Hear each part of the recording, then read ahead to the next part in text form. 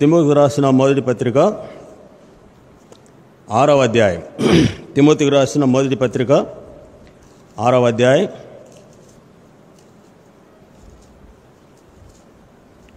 12వ వచనం అందరం కలిసి చదువుతాం. తిమోతికి రాసిన మొదటి పత్రిక 6వ అధ్యాయం 12వ వచనం అందరం కలిసి చదువుతాం.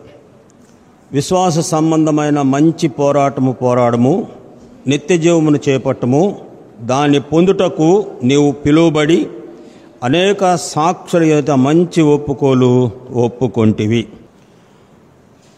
రోమీయులకు రాసిన పత్రిక 2వ అధ్యాయం. రోమీయులకు రాసిన పత్రిక 2వ అధ్యాయం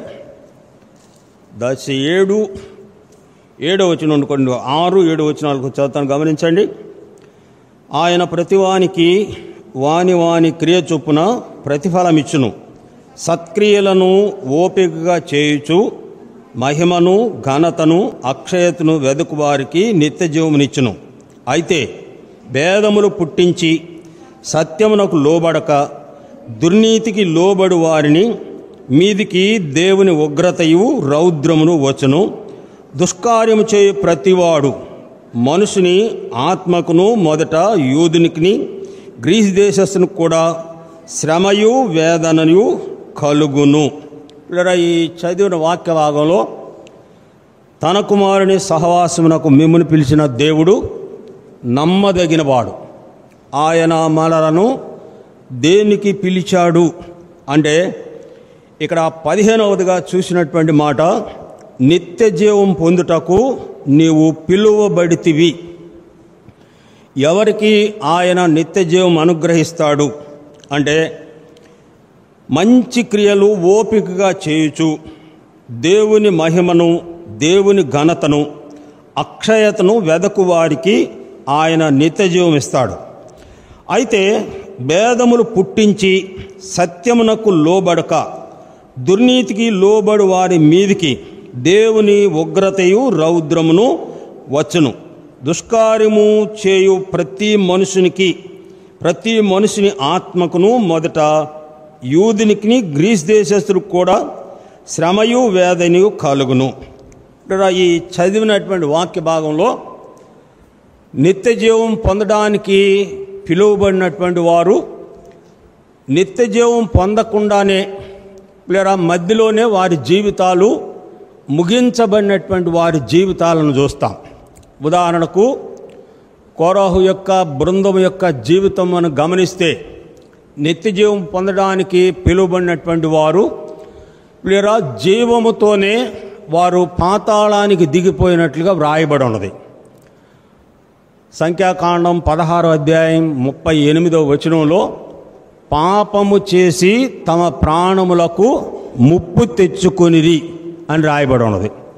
కారణం ఏమిటంటే మంచి క్రియలు చేస్తూ దేవుని ఘనతను, మహిమను వెదికినటువంటి అనుభవం కోరాహు జీవితంలో లేనటువంటి స్థితే వారు పాతాళానికి నడిపించబడినట్లుగా చూస్తాం. అయితే ఇప్పుడు ఇక్కడ నిత్య జీవం పొందు నిమిత్తమై ఇక్కడ పిలువబడినటువంటి మనము ఈ నిత్య జీవం పొందే విషయంలో గత వారం 3 విషయాలు చూసాం. మొదటిది, రక్తము కారునట్టుకు ఇంతవరకు మనము పాపముతో పోరాడలేదు. యేసు ప్రభువారు ఈ నిత్య జీవం పొందు నిమిత్తమై తండ్రి కుడిపార్శ్వమున కూర్చుండు నిమిత్తమై ఆయన తన ఎదుట ఉంచబడినటువంటి ఆనందము కొరకు ఆయన రక్తము కార్చినట్లుగా వ్రాయబడి ఉన్నది. ఆయన ఎదుట ఉంచ ఆనందం కొరకై పాపాత్ములు తనకు వ్యతిరేకం చేసిన తిరస్కారమంతయు ఓర్చుకున్నటువంటి వాడుగా చూసాం. ఇప్పుడు రెండవది ఇక్కడ మనం గమనిస్తే పోరాటం నుండి అంటే మన అవయవాల్లో నుండి కలుగు భోగేచ్ఛల నుండియే పోరాటం కలుగుతున్నది. యాకోబు పత్రిక 4వ అధ్యాయం 1వ వచనంలో మీలో పోరాటములు, యుద్ధములు దేని నుండి కలుగుతున్నవి? మీ అవయవంలోనున్న భోగేచ్ఛల నుండియే కదా అని రాయబడి ఉన్నది. ఇక్కడ మూడవదిగా పేతురు రాసిన మొదటి పత్రిక 2వ అధ్యాయంలో ఆత్మకు శరీరమునకు వ్యతిరేకంగా పోరాడు శరీర కార్యాలను విసర్జించి అనే మాట చూసాం. పేతురు రాసిన మొదటి పత్రిక 2వ అధ్యాయం 11వ వచనంలో ఆత్మకు విరోధముగా పోరాడు శరీరాశలను విసర్జించి, ఈ 3 విషయాలు గత వారం చూసాం. నిత్యజీవం పొందాలి అంటే రక్తము కారు మట్టుకు పాపముతో పోరాడేటువంటి అనుభవంలో నిలిచి ఉండాలి. ఇప్పుడు రెండవదిగా గమనించినప్పుడు ఇక్కడ రాయబడిన మాట, మన అవయవాల్లో నుంచి కలిగేటువంటి భోగేచ్ఛల నుండి కలిగే పోరాటంలో జయము పొందినటువంటి పౌలును చూసాం. కొరింథీయులకు రాసిన 2వ పత్రిక 9వ అధ్యాయంలో ఇతరులకు ప్రకటించిన తరువాత నేను భ్రష్టుడినై పోదునేమోనని నా శరీరమును నలగగొట్టి దానిని లోబరుచుకొనుచున్నాను అని పౌలు సాక్ష్యం ఇచ్చినట్లుగా చూసాం.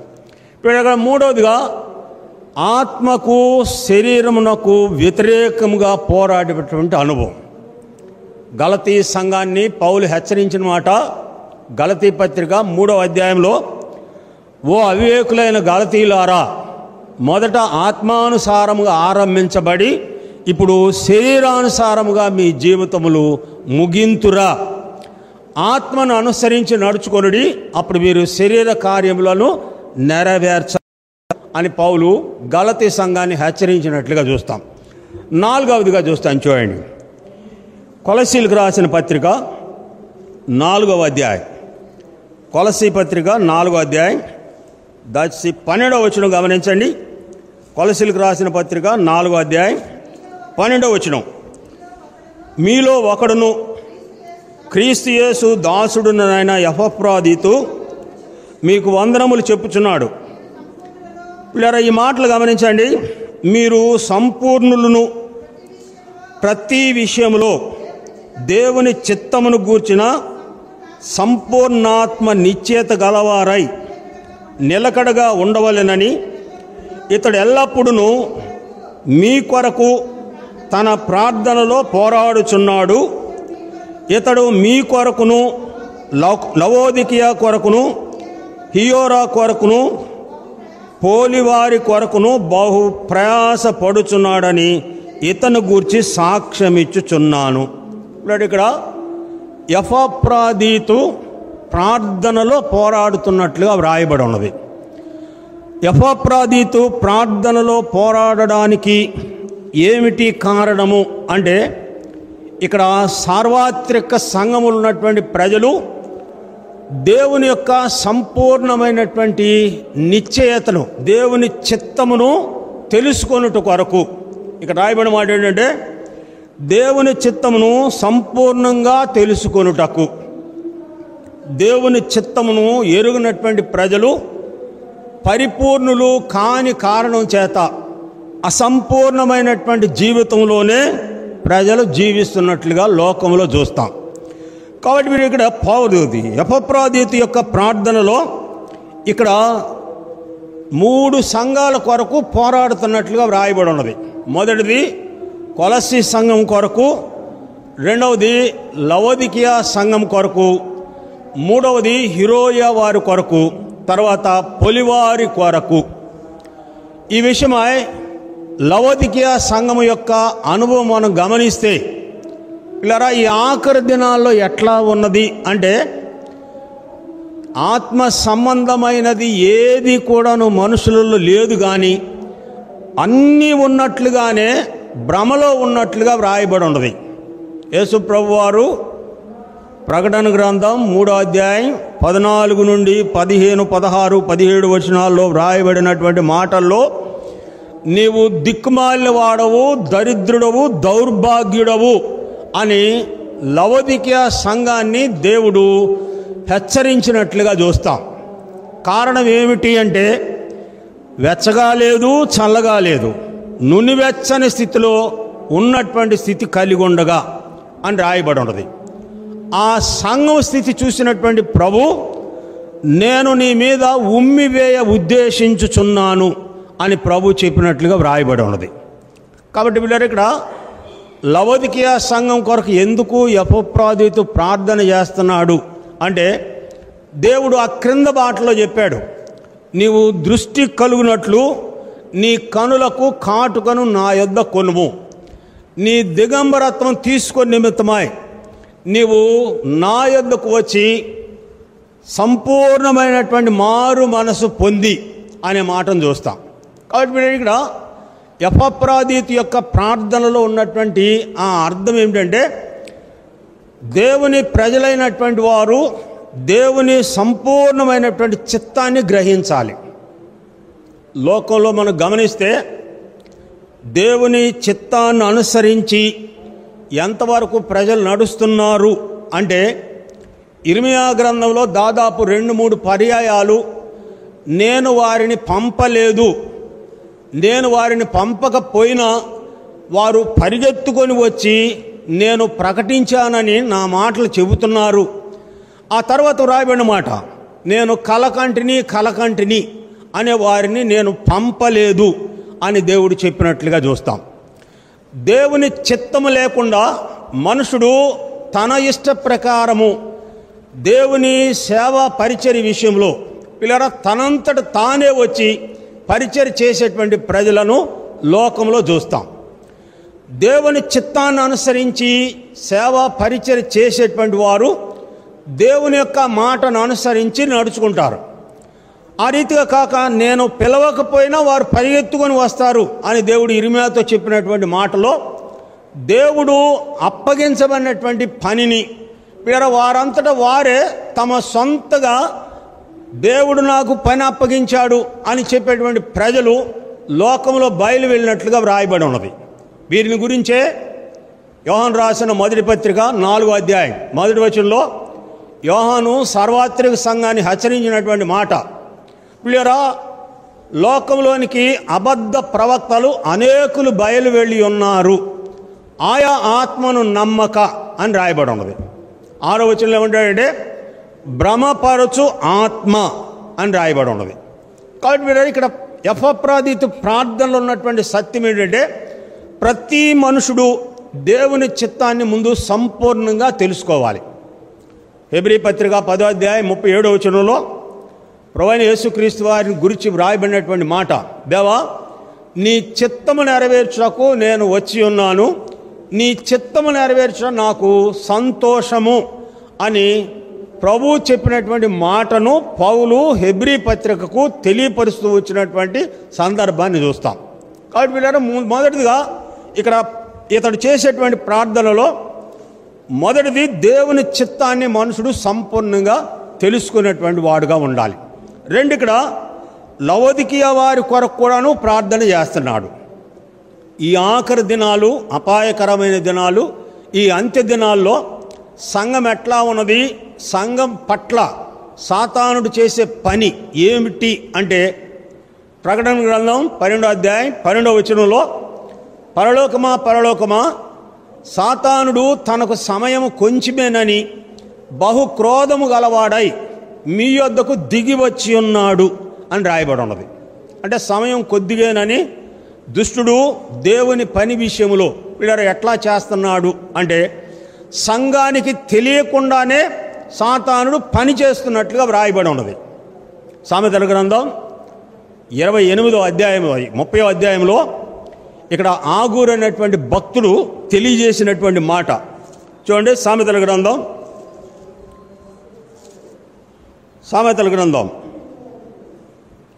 30వ అధ్యాయం 18వ వచనం, నా బుద్ధికి మించి నీ 3 కలవు, నేను గ్రహింపలేనివి 4 కలవు.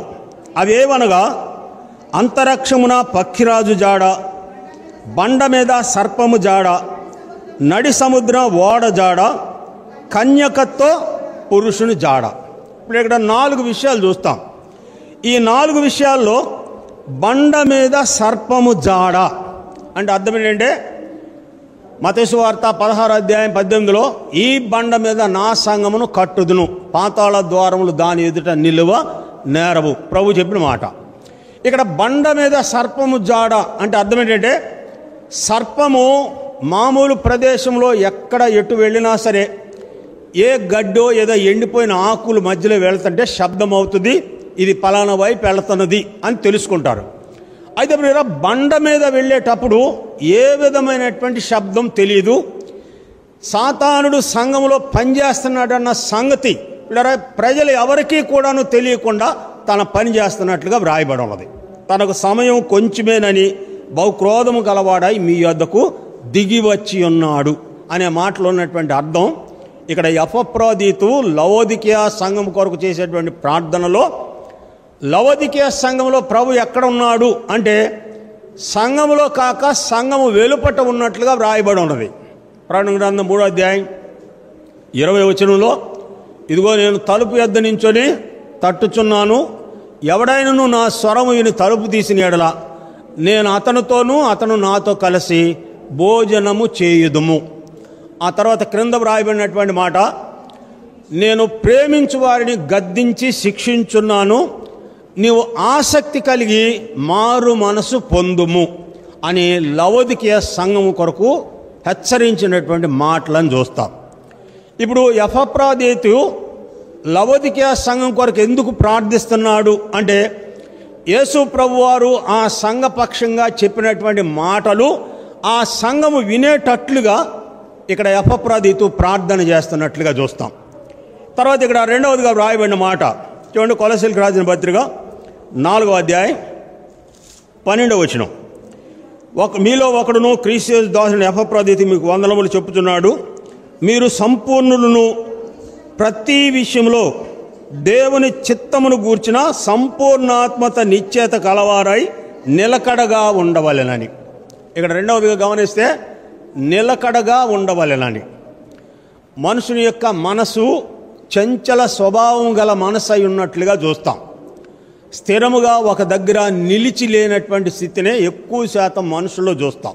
అందుకే 2వ తెస్సలోనికి రాసిన పత్రిక 2వ అధ్యాయం 2వ వచనంలో ప్రభువైన యేసు క్రీస్తు వారి యొక్క రాకడను ఉద్దేశించి పౌలు ఈ తెస్సలోనిక సంఘానికి రాస్తూ ఇక్కడ 2వ అధ్యాయము 2వ వచనంలో చెప్పబడినటువంటి మాట, మీరు త్వరపడి చంచల మనస్కులు కాకుండా వలననియు బెదరకుండా వలననియు మన ప్రభువైన యేసుక్రీస్తు రాకడను బట్టియు మనము ఆయన యొద్ద కూడుకొనుటను బట్టియు మిమ్మును వేడుకొనుచున్నాను. మీరు త్వరపడి చంచల మనస్కులు కాకుండా నిమిత్తమై. అంటే ఇక్కడ మనుషుడు ఎపఫ్రోదీతు ప్రార్థన నిలకడగా ఉండవలెనని.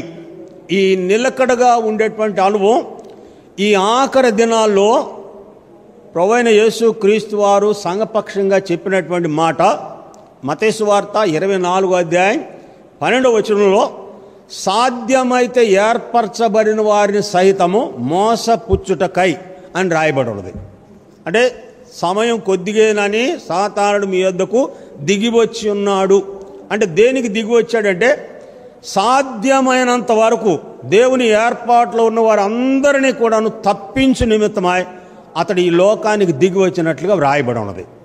ఆ క్రమంలోనే ఇక్కడ లవోదికీయ సంఘం కొరకు ఎపఫ్రోదీతు ప్రార్థన చేయడంలో తిరిగి హృదయపూర్వకంగా మారు మనసు పొందినట్లు దేవుని ఆత్మ సంపూర్ణ నిశ్చయత గలవారై నిలకడగా ఉండవలెనని ఇతడు మీ కొరకు ఎల్లప్పుడూ తన ప్రార్థనలో పోరాడుచున్నాడు అని రాయబడిన మాట చూస్తాం. కాబట్టి ఈ ఆఖరి దినాల్లో దేవుని సంబంధులైనటువంటి వారు ప్రార్థనా పూర్వకమైనటువంటి స్థితిలో దేనికి ప్రార్థనలో దేవునితో పోరాడాలి అంటే అపవాది బారి నుండి లేక అపవాది చేసే మోసం నుండి తప్పించబడు నిమిత్తమై మెలకుగా ఉండి ప్రార్థన చేయమని యేసు ప్రభువు వారు 2-3 పర్యాయాలు చెప్పినట్లుగా చూస్తాం. మత్తయి సువార్త 12వ అధ్యాయం 12వ వచనంలో, నేను మీతో చెప్పినది అందరితో చెప్పుచున్నాను, మెలకుగా ఉండి. లూకా సువార్త 21వ అధ్యాయం 34వ వచనంలో, మీరు మనుష్య కుమారుని ఎదుట నిలవబట్టకు శక్తి గలవారగునట్లు ఎల్లప్పుడూ మెలకుతో ఉండి ప్రార్థన చేయుడి అని చెప్పినట్లుగా చూస్తాం. ఆ తర్వాత మత్తయి సువార్త 24వ అధ్యాయంలో, మీ ప్రభువు ఎప్పుడు వచ్చినా మీకు తెలియదు కనుక మీరు మెలకువగా ఉండుడి అని హెచ్చరించినట్లుగా చూస్తాం. కాబట్టి ఈ ఆఖరి దినాల్లో దేవుని ప్రజలుగా ఉన్నటువంటి వారు, నిత్య జీవం పొందడానికి పిలువబడినటువంటి వారు ఆ నిత్య జీవం పొంది నిమిత్తమై మెలకువ కలిగి ప్రార్థన చేసేటువంటి అనుభవం కలిగి ఉండాలి. ఎపఫ్రోదీతు ఆ ప్రార్థనలో పోరాడేటువంటి అనుభవమే ఈ వాక్య భాగాల యొక్క వివరణను చూస్తాం. ఇటీవల నిన్న ఒక సహోదరుడు ఒక మెసేజ్ పంపించాడు. ఏమిటా మెసేజ్ అంటే, ఈ ఆఖరి దినాల్లో ఈ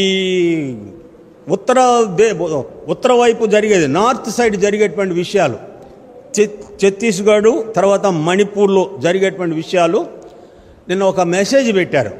ఇది మిగిలిన వాళ్ళకి షేర్ చేయండి, ఆఖరి దినాల్లో ఉన్నాము, దేవుని ప్రజలైనటువంటి వారికి వచ్చేటువంటి నష్టం కష్టం ఎలాంటిదో ఒక 2 లెటర్లు పెట్టారు వాళ్ళు. ఎవరంటే వారు హిందూ సంబంధమైనటువంటి వారు 2 లెటర్లు పెట్టారు, ఒకటి హిందీ ఒకటి ఇంగ్లీషు. ఇప్పుడు ఈ ఇంగ్లీష్లో లెటర్ని అతడు చదివి వినిపించాడు. ఏమిటి దాంట్లో ఉన్నదంటే, మార్చి 1 తారీఖున మణిపూర్లో 3 గ్రామాలు ఉన్నవట. ఆ 3 గ్రామాల్లో దేవుని అంగీకరించిన ప్రజలు ఉన్నారు.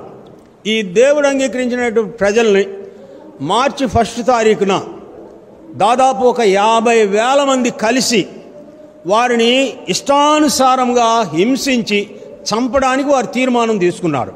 ఆడవాళ్ళను పాడు చేయడం, దానిలో ఉన్నటువంటి వారిని కొట్టి చంపడం. ఇది చెప్పి ఆ లెటర్లో రాసింది ఏంటంటే, దీనికి మాకు పోలీసుల యొక్క అధికారం కూడా ఉన్నది అని రాసినట్టుగా చెప్పాడు. అంటే ఆయన చెప్పి ప్రార్థన చేయమని ఎందుకనంటే, మనం ఇక్కడ క్షేమంగా ఉన్నాము, అయితే దేవుని అందున్నటువంటి ప్రజలకు ఈ ఆఖరి దినాల్లో జరిగేటువంటి అపాయాలు ఎలాంటివి అని అంటే, ఉన్నటువంటి వారిని కూడా తప్పించడానికి దుష్టుడు చేస్తున్నటువంటి ప్రయత్నాలను లోకంలో చూస్తాం. ఆ విషయమై ఇక్కడ ఎపఫ్రాదీతు దేవుని యందు దేవుని చిత్తాన్ని సంపూర్ణంగా తెలుసుకొనుటకు, నిలకడగా ఉండుటకు అతడు ప్రార్థనలో పోరాడుతూ ఉన్నట్లుగా చూస్తాం. అర్థం ఏంటంటే, నిత్య జీవం పొందే వరకు మనుషుడు తప్పిపోకుండా నిమిత్తమై ఇక్కడ ఎపఫ్రాదీతు 3 సంఘాల కొరకు ప్రార్థన చేస్తున్నట్లుగా వ్రాయబడి ఉన్నది. 5వదిగా చూస్తాను చూడండి, దేవుని వాక్య భాగంలో ఫిలిప్పీ పత్రిక 1వ అధ్యాయం, ఫిలిప్పీ పత్రిక 1వ అధ్యాయం 27, 28 వచనాలు. ఫిలిప్పీ పత్రిక 1వ అధ్యాయం 27.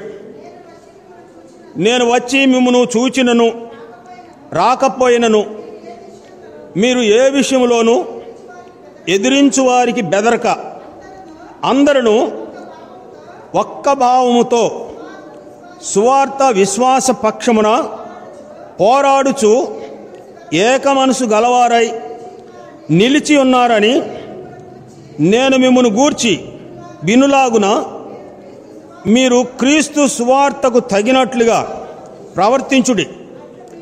అట్లు మీరు బెదరకుండుట వారికి నాశనము, మీకు రక్షణయు కలుగుటకు సూచన అయి ఉన్నది. ఇది దేవుని వలన కలుగునదే.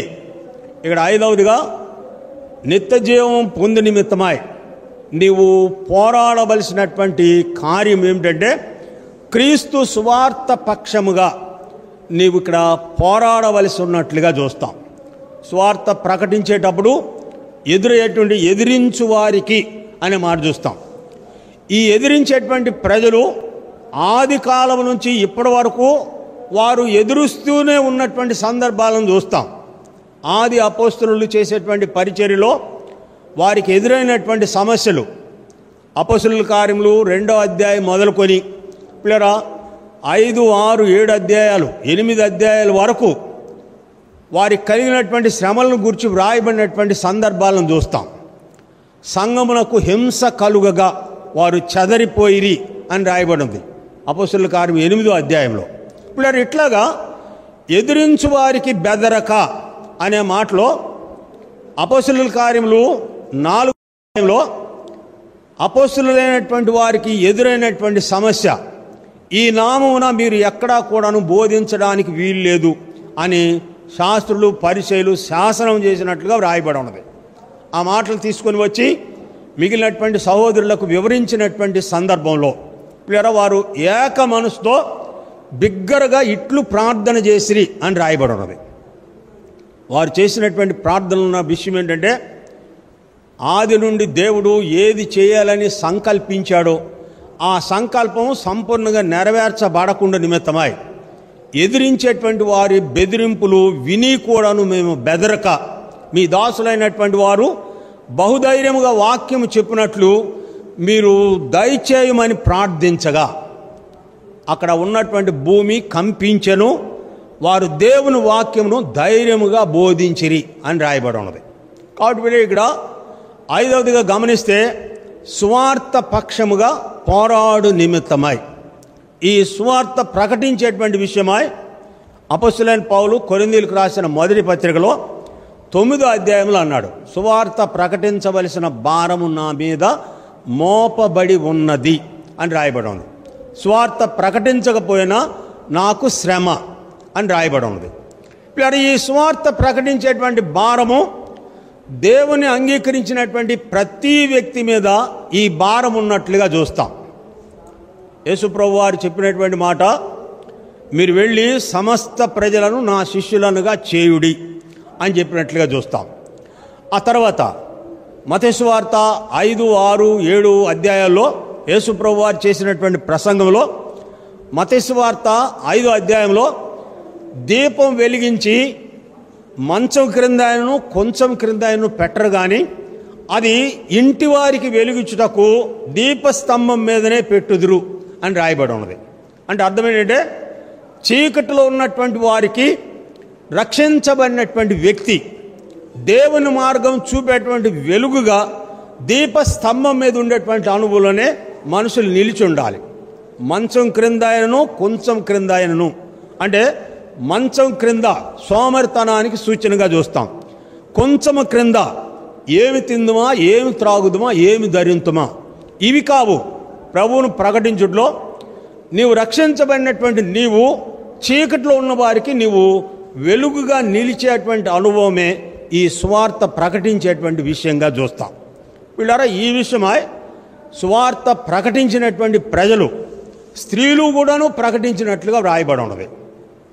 యోహాను సువార్త 4వ అధ్యాయంలో నేను చేసినవన్నీ నాతో చెప్పిన ఈయన మెస్సయ్య కాడ వచ్చి చూడుడి అని సుకారా గ్రామునకు వార్త చెప్పినటువంటి సమరయ స్త్రీ జీవితంలో ఆమె మాట విని ప్రభు దగ్గరికి వచ్చి ప్రభు మాటలు విన్నటువంటి వారు ఇచ్చినటువంటి సాక్ష్యం ఏంటంటే 39వ వచనం, యోహాను సువార్త 4వ అధ్యాయం 39వ వచనంలో నేను చేసినవన్నీ నాతో చెప్పినని సాక్ష్యం ఇచ్చిన స్త్రీ యొక్క మాటను బట్టి ఆ ఊరిలోని అనేకులు ఆయన యందు విశ్వాసం ఉంచిరి. అంటే నేను రక్షించబడ్డాను, ఇక రక్షించబడ్డ నాకు ఇక ఎవరితో పని లేదు అని అనుకోవడం కాదు.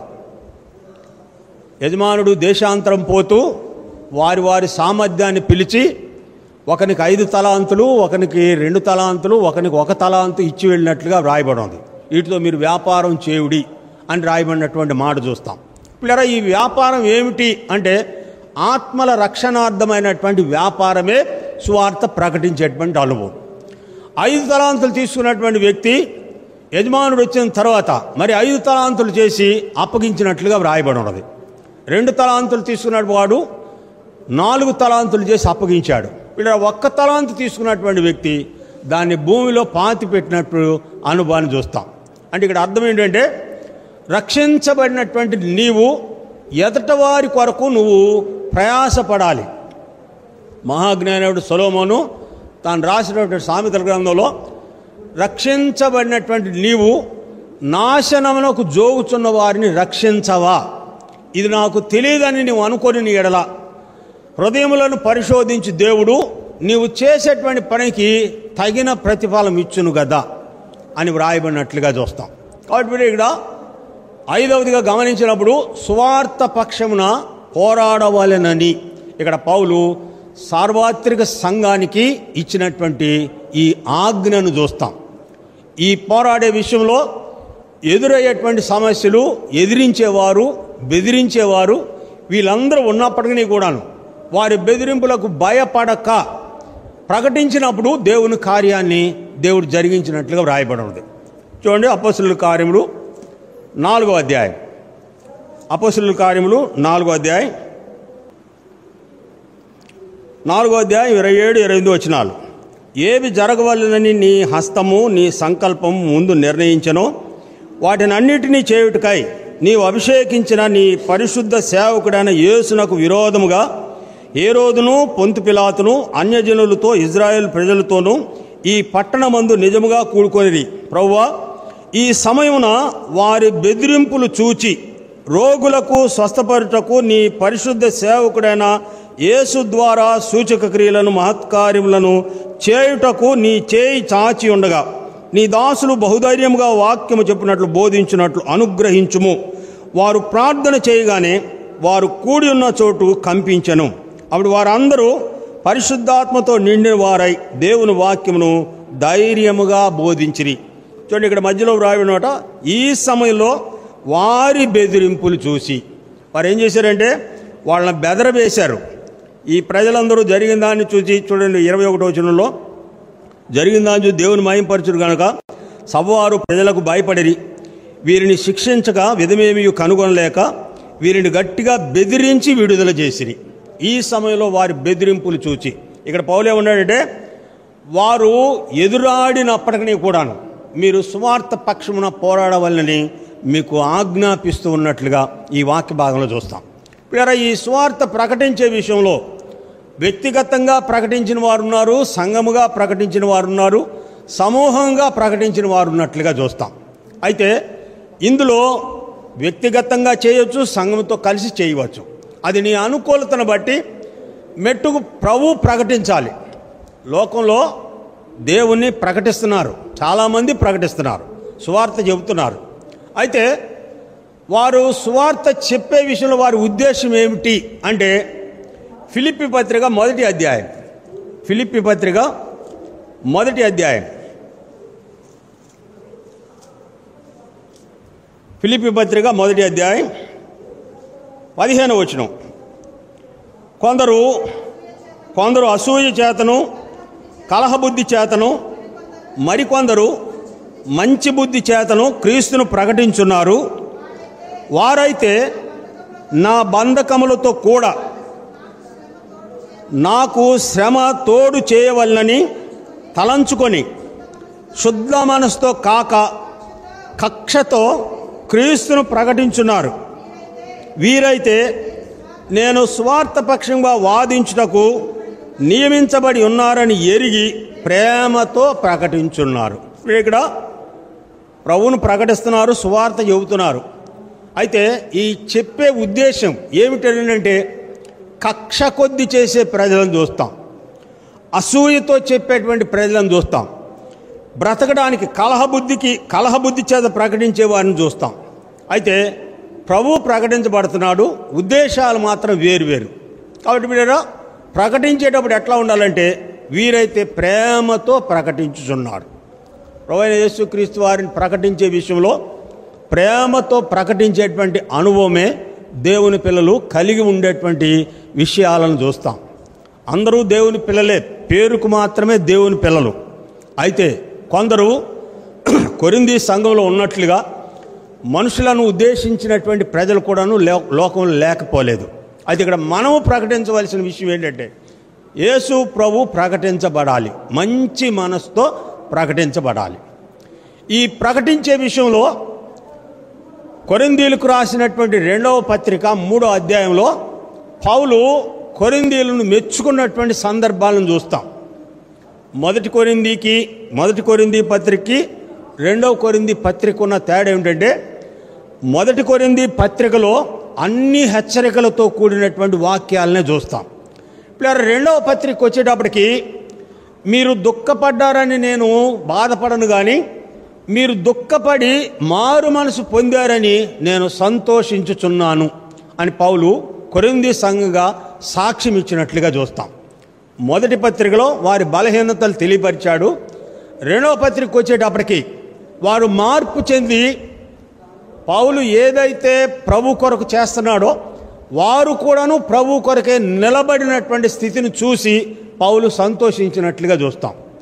ఈ విషయమై 2వ కొరింథీ పత్రిక 3వ అధ్యాయం మొదటి 4 వచనాల్లో కొరింథీలు ప్రభుని ఎట్లా ప్రకటిస్తున్నాడో పౌలు అక్కడ వివరించాడు.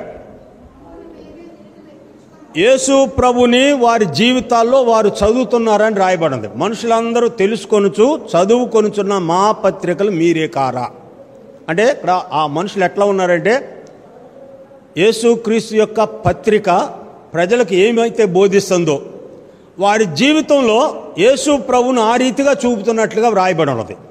మనుషులందరూ తెలుసుకొంచు చదువుకొంచున్న మా పత్రికలు మీరే కారా అంటే వారి జీవితాల్లో ప్రభువును ప్రకటించేటువంటి విషయంలో వారు ఎట్లా జీవిస్తున్నారు అని అంటే ఈ భూమి మీద విశ్వాసకి ఇవ్వనటువంటి మాదిరిని అనుసరించి వారు జీవించారు. ఈ భూమి మీద ఉన్నటువంటి విశ్వాసి తన ఇష్టానుసారంగా ప్రవర్తించడానికి ఏమాత్రం కూడా వీల్లేదు. తిమోతికి రాసిన మొదటి పత్రిక 4వ అధ్యాయం 11వ వచనంలో అపొస్తలుడైన పౌలు తిమోతిని హెచ్చరించిన మాట, నీ యవ్వనమును బట్టి ఎవడును నిన్ను తృణీకరింపనీయకుము గాని మాటలోను ప్రవర్తనలోను ప్రేమలోను విశ్వాసంలోను పవిత్రతలోను విశ్వాసులకు మాదిరిగా ఉండుము. విశ్వాసకి ఇవ్వబడినటువంటి మాదిరి వాళ్ళు అనుసరించి జీవిస్తున్న జీవితమే ప్రజలందరూ కూడాను ప్రభువుని తెలుసుకున్నట్లుగా వ్రాయబడి ఉన్నది. క్రీస్తు పత్రిక అయి ఉన్నారని మీరు తేటపరచబడుచున్నారు అని పౌలు హెచ్చరించినట్లుగా చూస్తాం. కాబట్టి మీరు ఇక్కడ 5వదిగా సువార్త పక్షమున మీరు పోరాడవలనని మీకు ఆజ్ఞాపించుచున్నాను. ఈ పోరాటం వల్ల మీకు రక్షణయు వారికి నాశనము కలుగును. అంగీకరించినటువంటి వాడు రక్షించబడతాడు, తిరస్కరించబడినటువంటి వాడు నాశనం అయిపోతాడు. నీవు నీ రక్షణలో కొనసాగేటువంటి జీవితం నువ్వు కలిగి ఉంటావు. మీకు రక్షణయు మీకు ఎదిరించే వారికి నాశనమును కలుగును. నేను వచ్చి చూసినా చూడకపోయినా మీరు సువార్త పక్షమున పోరాడవలనని నేను కోరుచున్నాను. ఇది 5వదిగా చూస్తాం. నిత్య జీవం చేపట్టడానికి 5వది ఇక్కడ ప్రభువును ప్రకటించేటువంటి అనుభవం నీ జీవితంలో నువ్వు కలిగి ఉండాలి. 6వదిగా చూస్తాను చూడండి. తిమోతికి రాసిన 2వ పత్రిక 4వ అధ్యాయం 7వ వచనం, మంచి పోరాటము పోరాడి తిని నా పరుగును కడముట్టించితిని విశ్వాసమును కాపాడుకొంటిని. ఇప్పుడు ఇక్కడ అపొస్తలుడైన పౌలు తిమోతికి 2వ పత్రికలో వెల్లడి చేసినటువంటి మాట, మంచి పోరాటము పోరాడి తిని నా పరుగును కడముట్టించి తిని విశ్వాసమును కాపాడుకొంటిని. ఇక్కడ పౌలు దేని గురించి పోరాడాడంటే విశ్వాసములో నిలకడగా స్థిరముగా ఉండేటట్లుగా పోరాడాడు. ఆ తర్వాత అన్నాడు, నా కొరకు నీతి కిరీటము ఉంచబడి ఉన్నది. ఆ కిరీటం కాదు, ఇక్కడ మనం చూసేది ఏమిటంటే యేసు ప్రభు యొక్క రాకడలో చెప్పబడినటువంటి మాట లూకాసు వార్త 8వ అధ్యాయంలో మనుష్య కుమారుడు భూమి మీదకి వచ్చినప్పుడు విశ్వాసముండ కనుగొనునా అని ప్రశ్న వేయబడింది. అంటే ఈ ఆఖరి దినాల్లో మనుషులు విశ్వాసము కోల్పోయేటువంటి ప్రజలే ఎక్కువ శాతం ఉన్నట్లుగా వ్రాయబడి ఉన్నది. ఆ విశ్వాస విషయంలోని ఇక్కడ మంచి పోరాటము పోరాడి తిని నా పరుగును కడముట్టించింది విశ్వాసమును కాపాడుకొంటిని. విశ్వాసం నుండి తొలగిపోకుండా నిమిత్తమై విశ్వాసమందు స్థిరముగా ఉండేటువంటి జీవితం కలిగి ఉండాలి. ఈ అనుభవంలో సార్దీసు పెర్గేము సంఘము ప్రభు ఎదుట ఎట్లా ఉన్నదని అంటే కదలక ఏమాత్రం కూడా చెల్లించక తనకు కలిగినటువంటి విశ్వాసాన్ని గట్టిగా చేపట్టింది అని ప్రభువే సాక్ష్యం ఇచ్చాడు. పెర్గేము సంఘం గురించి ప్రకటన గ్రంథం 2వ అధ్యాయంలో పెర్గేము సంఘం గురించి చెబుతూ, సాతాను సింహాసనం ఉన్న స్థలములో నీవు కాపురం ఉన్నావని నేను ఎరుగుదును. మీ మధ్య అంతిప్ప అని వాడు మరణమైన దినములలో నీవు నా యందలి విశ్వాసం విసర్జించలేదనియు నేను ఎరుగుదును అని ప్రభు చెప్పినట్లుగా చూస్తాం. అంతిప్ప అనేవాడు చంపబడినటువంటి విధం ఇత్తడి దూడలో పెట్టి ఆ ఇత్తడి దూడను అగ్నిలో వేశారు. ఆ అగ్నిలో వేసినటువంటి ఆ ఇత్తడి దూడ ఉన్నటువంటి అంతిప్ప అనేవాడు కాలి బూడిదైపోయిన సందర్భాన్ని వారు కళ్ళారా చూశారు ప్రత్యక్షంగా. మీ మధ్య అంతిప్ప అనేవాడు చంపబడిన దినాలలో నీవు నా యందలి విశ్వాసమును విసర్జించలేదని నేను ఎరుగుదును అంటే వారి విశ్వాసాన్ని గట్టిగా పట్టుకుని నిలిచినట్లుగా చూస్తాం. కాబట్టి మీరా నా విశ్వాసమును కాపాడుకొంటిని, విశ్వాసం నుండి తొలగిపోకుండా నిమిత్తమై ప్రజలు నిలిచి ఉండాలి. నిత్య జీవం చేపట్టాలి అని అంటే విశ్వాసం నుండి తొలగిపోకూడదు. హెబ్రీ పత్రిక 10వ అధ్యాయం 37వ వచనంలో వచ్చుచున్నవాడు ఇక ఆలస్యం చేయకవచ్చును, నా ఎదుట నీతిమంతుడైన వాడు విశ్వాస మూలమున జీవించును, అతడు వెను తీసిన ఎడల అతని ఆత్మయందు నాకు సంతోషము లేదు అని చెప్పబడింది. దేవుని సంబంధులైనటువంటి వారు తమ ఆత్మ విలువను ఎరిగినటువంటి వారై ఉండాలి. ఈ విషయమై పేతురు తాను రాసిన మొదటి పత్రికలో మన ఆత్మలను నమ్మకమైన సృష్టికర్తకు అప్పగించుకొందుము అని రాయబడి ఉంది. అతడు వెనుతీసిన ఎడల అతని ఆత్మ యందు నాకు సంతోషం ఉండదు. ఆత్మ యొక్క ప్రాముఖ్యత ఎరిగినటువంటి వాడు మన ఆత్మలను సృష్టికర్తకు అప్పగించవలెను అని రాయబడి ఉంది. కాబట్టి ఇక్కడ ఆరోగ్యంగా గమనించినప్పుడు మంచి పోరాటము పోరాడి తిని నా విశ్వాసమును కాపాడుకొంటిని, నా కొరకు నీతి కిరీటము ఉంచబడి ఉన్నది అని రాయబడి ఉన్నది. కాబట్టి వీళ్ళు ఇక్కడ ఆరవదిగా విశ్వాసము నుండి తొలగిపోకుండా నిమిత్తమై చూడండి, కొలసీలకు రాసిన పత్రిక, కొలసీలకు రాసిన పత్రిక 2వ వచనం, ప్రార్థన యందు నిలకడగా ఉండుడి, కృతజ్ఞత గలవారై ఉండుడి, మెళకుగా ఉండుడి, మరియు నేను బంధకములో ఉండుటకు కారణమైన క్రీస్తు మర్మము గూర్చి నేను బోధించవలసిన విధముగానే ఆ మర్మము వెల్లడిపరచుటకు వాక్యము చెప్పుటకు నాకు అనుకూలమైన సమయం దేవుడు దయచేయవలని ప్రార్థించుడి. ఆ తర్వాత విశ్వాసమందు స్థిరముగా ఉండుడి అని హెచ్చరించినటువంటి మాట కూడా చూస్తాం. తెస్సలోనికీయులకు రాసిన మొదటి పత్రిక 1వ అధ్యాయం 2వ వచనం, విశ్వాసముతో కూడిన మీ పనిని, ప్రేమతో కూడిన మీ ప్రయాసను, మన ప్రభువైన యేసుక్రీస్తునందలి నిరీక్షణతో కూడిన మీ ఓర్పును మేము మన తండ్రి అయిన దేవుని ఎదుట మానక జ్ఞాపకము చేసుకొనుచు మా ప్రార్థనల యందు మీ విషయమై విజ్ఞాపన చేయుచు మీ అందరి నిమిత్తం ఎల్లప్పుడూ దేవునికి కృతజ్ఞతాస్తుతులు చెల్లించుచున్నాను.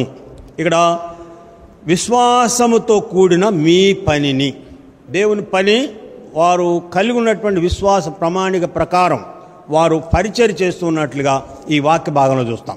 కాబట్టి మీరు ఇక్కడ 6వదిగా విశ్వాసమును కాపాడుకొంటిని. 7వదిగా చూస్తాం చూడండి, నెహెమ్యా గ్రంథం 4వ అధ్యాయం 14వ వచనం. నెహెమ్యా గ్రంథం 4వ అధ్యాయం 14వ వచనం, అంతటా నేను లేచి చూచి ప్రధానులతోనూ అధికారులతోనూ వారికి మీరు భయపడకుడి, మహాగణుడును భయంకరుడునగు యెహోవాను జ్ఞాపకం చేసుకొనుడి. మీ సహోదరుల పక్షముగాను, మీ కుమారుల పక్షముగాను, మీ కుమార్తెల పక్షముగాను, మీ భార్యల పక్షముగాను, ఈ మాట గమనించండి, మీ నివాసము మీకుండునట్లు యుద్ధము చేయుడి అంటిని. నిత్య జీవం పొంది నిమిత్తమై నీ నివాసము నీకుండునట్లు ఇక్కడ యుద్ధము చేయమని నెహెమ్యా ప్రజలకు ఆజ్ఞాపిస్తూ ఉన్నట్లుగా చూస్తాం. మీ నివాసము మీకుండునట్లు. యోహాను సువార్త 14వ అధ్యాయం మొదటి 3 వచనాల్లో ఆయన నమ్మినటువంటి వారికి యేసు ప్రభు చెప్పిన మాట, నా తండ్రి ఎంట అనేక నివాసములు కలవు, లేని ఎడల మీతో చెప్పుదును. నేను వెళ్ళి మీకు స్థలము సిద్ధపరచ వెళ్ళుచున్నాను. నేనుండే స్థలంలో మీరు కూడా ఉన్నట్లు మరలా నా యొద్ద ఉంటకు నేను మిమ్ములను తీసుకొని పోదును.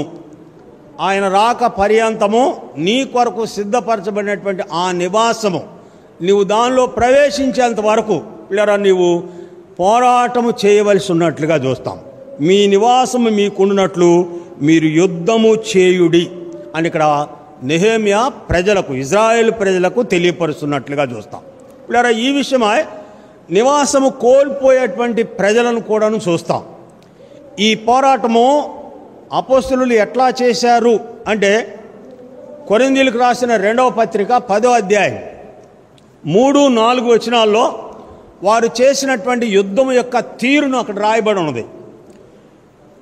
కొరింథీయులు, మేము శరీర రీతిగా నడుచుకొనుచున్నను, శరీర ప్రకారం యుద్ధము చేయము, మా యుద్ధోపకరణములు శరీర సంబంధమైనవి కావు గాని దేవుని ఎదుట దుర్గములను పడదోయినంత బలము గలవై ఉన్నవి. ఇక్కడ పౌలు మా యుద్ధోపకరణములు బాహ్య సంబంధమైనవి కావు, మేము శరీర రీతిగా ఏమాత్రం కూడాను పోరాటం లేదు. మా యుద్ధోపకరణములు దుర్గములను పడద్రోయగల బలమైనవి. చూడండి, సాతాను దుర్గంగా ఉన్నటువంటి యెరికో గోడలు కూలిపోవడంలో ఎవరు యుద్ధం చేశారనంటే వారు కలిగినటువంటి విశ్వాసమే. దినానికి ఒకసారి 7 రోజులు తిరిగి 7వ రోజు ఒక్కసారి 7 సార్లు తిరిగిన తర్వాత వారందరినీ ఆర్భాటించి కేకలు వేయమని చెప్పగా యెహోషువ 7వ దినమందు 7 సార్లు తిరిగి 7వ రోజు ఆ గుమ్మం దగ్గరికి వచ్చిన తర్వాత పిల్లవారు పెద్దగా కేకలు వేయగా యెరికో గోడలు కూలిపోయినట్లుగా వ్రాయబడి ఉన్నది. మా యుద్ధోపకరణములు బాహ్య సంబంధమైనవి కావు. మా యుద్ధోపకరణములు ఎలా అంటే దుర్గములను పడదోయగల బలమైనవి. మేము శరీర రీతిగా మేము యుద్ధం చెయ్యం. కాబట్టి ఇక్కడ ఈ నివాసం నీకుండు నిమిత్తమై నీవు యుద్ధం చేసేటువంటి ఆ యుద్ధోపకరణములు ఏమిటంటే దేవుడు ఇచ్చేటువంటి ఈ సర్వాంగ కవచమే ఆ యుద్ధోపకరణములుగా చూస్తాం. దుష్టునితో యుద్ధం చేయి నిమిత్తమై, తప్పించడానికి వచ్చినటువంటి దుష్టునితో యుద్ధం చేయి నిమిత్తమై వారు పోరాడినటువంటి సందర్భాలను ఈ వాక్య భాగంలో చూస్తాం. కాబట్టి మీరు ఇక్కడ ఇందు నిమిత్తము నువ్వు పిలువబడి అనేకుల ఎదుట సాక్షులుగా నీవు ఒప్పుకొంటివి. నీవు నిత్య జీవం పొందడానికి నువ్వు పిలువబడితివి. ఈ నిత్య జీవం పొందే వరకు నువ్వు చేయవలసినటువంటి పని మొదటిది పాపముతో పోరాడాలి. రక్తము కారు మట్టుకు మీరు ఇంతవరకు పోరాడలేదు, పాపముతో పోరాడాలి. రెండవదిగా ఇక్కడ చెప్పబడినటువంటి మాట, నీ అవయవాల్లో పెరిగేటువంటి భోగేచ్ఛలలోనే నువ్వు పోరాడాలి. మీలో యుద్ధంలో దేని గురించి జరుగుతున్నవి? మీ అవయవాల నుంచి పోరాడు భోగేచ్ఛల వలననే కదా. మూడవది ఇక్కడ గమనించినప్పుడు ఆత్మకు విరోధంగా పోరాడే శరీర కార్యాలతో యుద్ధం చేయాలి, నిత్య జీవంలో ప్రవేశించాలి అంటే. నాలుగవదిగా ఎపఫ్రాదీతు ప్రార్థనలో పోరాడుతున్నాడు. దేవుని చిత్తమును ఆత్మ సంపూర్ణ నిశ్చయత కలిగి ఉండడానికి, నిలకడగా ఉండడానికి ఎపఫ్రాదీతు ప్రార్థిస్తున్నట్లుగా చూస్తాం. ఇప్పుడు ఇక్కడ ఐదవదిగా మనం గమనించినప్పుడు స్వార్థ పక్షముగా పోరాడుట. నువ్వు రక్షించబడ్డావు, ఎదుటివాడు కూడా రక్షణ కొరకై నువ్వు ప్రయాసపడాలి. ఇక్కడ ఆరవదిగా గమనించినప్పుడు మంచి పోరాటం పోరాడి తిని నా విశ్వాసమును కాపాడుకొంటిని. ఇక్కడ ఏడవదిగా నీ నివాసం నీకుండినట్లు నీవు పోరాడాలి. యేసు ప్రభు రాకడ వరకు నీ కొరకు సిద్ధపరచబడినటువంటి ఆ నివాసంలో ప్రవేశించేంత వరకు నువ్వు పోరాడేటువంటి అనుభవం నీ జీవితంలో కలిగి ఉండాలి. పిల్లరా, ఈ అనుభవంలో అతి తక్కువ కాలంలో యేసు ప్రభుతో పరదేశంలో ప్రవేశించినటువంటి వ్యక్తి శిలువ పైన దొంగే. కొన్ని క్షణాలే అతడు బాధపడ్డది, కొన్ని గంటలే. ఆ గంటల్లోనే యేసు నీవు నీ రాజ్యంతో వచ్చినప్పుడు నన్ను జ్ఞాపకం చేసుకొనుము అనేటప్పటికీ యేసు ప్రభు అన్నాడు, నేడే నీవు నాతో కూడా పరదేశంలో ఉందువు. ఇక్కడ ఈ పరదేశం వెళ్ళే వరకు, నిత్య జీవంలో ప్రవేశించేంత వరకు నీవు ఈ పోరాటం చేసినప్పుడు నీకు ఇవ్వనటువంటి ఆ నివాస స్థలంలో నువ్వు ప్రవేశిస్తావు. ఆ తర్వాత నీకు కలిగేటువంటి ధన్యత ప్రభుతో నిత్యము గడిపేటువంటి అనుభవం దేవుడిని కలుగు చేస్తాడు. దేవుడు ఆ రీతిగా సిద్ధపరచుగాక.